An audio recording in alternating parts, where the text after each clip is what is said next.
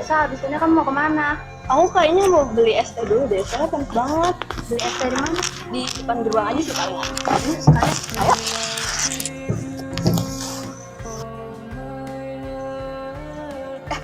Tunggu sebentar deh, Rin. Kenapa, Aduh, Ces?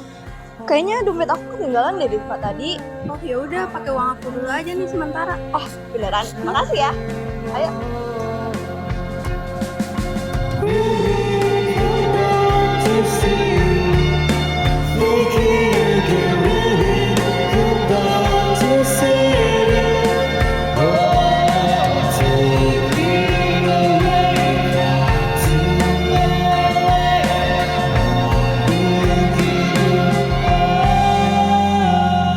Makasih banyak ya udah mau minjemin aku. Nanti aku ganti deh. Iya, sama-sama, santai aja. Oke.